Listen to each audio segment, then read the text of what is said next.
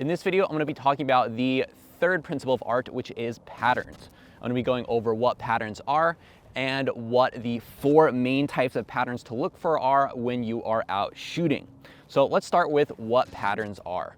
So patterns are essentially any element within a shot that is repeated multiple times for effect. Generally, this works when you have scenes that are very chaotic and you want to find a way to organize them. So you organize them by finding a singular trend within a scene and making that the entire shot. It's almost like a texture shot, except patterns are generally on a larger scale because they involve bigger elements. In general, I would say that patterns are best used with the elements of line, shape, and color. However, you can use the other elements as well. Another important thing to know about patterns is that the crop is probably one of the most important parts to recognize when you're out shooting.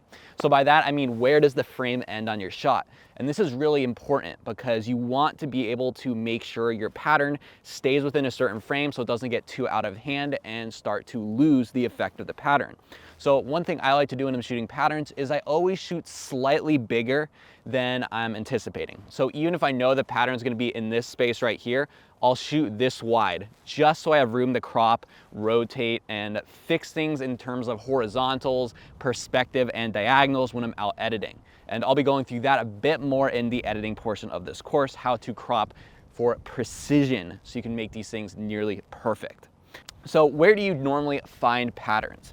Well, patterns are essentially everywhere you look. I would say they are most common, however, in places like forests where you can find patterns of organic things, and also in deserts where you can find rocks or sand or any kind of dry object that'll repeat.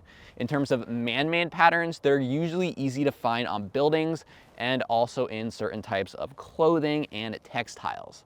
So let's get into the 4 main types of patterns to look for when you're out shooting.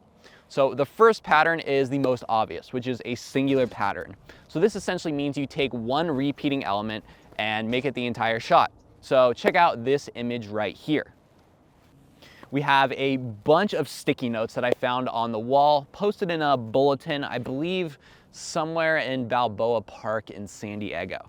But the point is, there's all of these different color sticky notes, which I found to be super interesting. And then there's that one sticky note in the middle that has that heart in it, which I made the centerpiece of the subject. So everything just deviates around that and creates this nice complete pattern to look at. So you could replicate this with colors. You can replicate this with lines. Say you have a ton of lines in a building going across, like this shape right here, or literally anything. It's probably the easiest way to get into patterns, is finding a singular one and just taking a shot of it. The second type of pattern to look for is multi-patterns. So this is where you have multiple different patterns within a single shot. So generally, by this I mean you have like one area that's one pattern, perhaps another area that's another pattern, and you might even include a third pattern. But generally, I like to keep it to 2 to keep it a bit more simple and powerful. So let's take a look at this image right here. We have 2 main patterns in this shot. We have the leaves on the outskirts of the image, and it is blended nicely with those trees in the middle, and we have all of those horizontal lines going up. So the isolation of those 2 patterns is what makes this scene great. So again, you could replicate this with all sorts of different elements of composition. You just got to go out and look and just isolate 2 separate things. The third type of pattern to look for is overlapping patterns. And this is one of my favorite types of patterns to look for because I have found that it's severely underutilized in the photography community. Not a lot of people do this, but it has a really cool effect.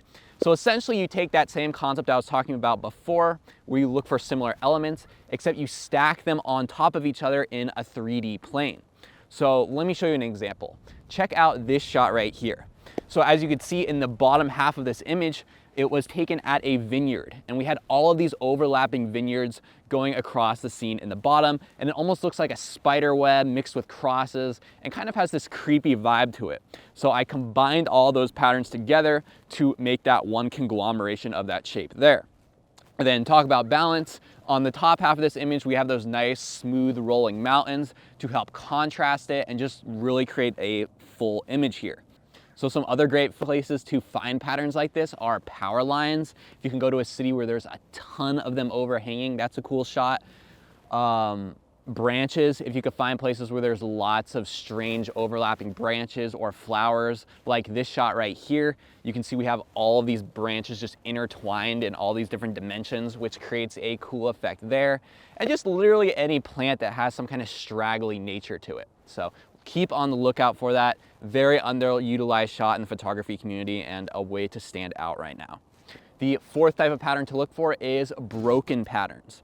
So this is essentially where in a singular shot, you first demonstrate a pattern and then you proceed to show it falling apart. So one great example of this would be this image right here I took of the Golden State Bridge. So there was this fence in front of it where there were all these different locks hanging, and someone cut a circle in the middle of this fence here, breaking that pattern where I was able to position the bridge. So the break of that pattern is where I positioned another subject to make this look awesome. Another way to do this is to just be really simple with it. So for example, check out this shot right here. We have all of these green trees that just look like a perfect pattern. Then in the very center, we have one red tree to pop and stand out and break that pattern. So just look for patterns and then find an element that's broken, and it's a great way to add interest and make patterns look even more appealing to the eye. So that's patterns, fairly simple concept. Be on the lookout for anything that repeats and isolate it, and you got yourself a pattern. Let's go ahead and hop into the next video.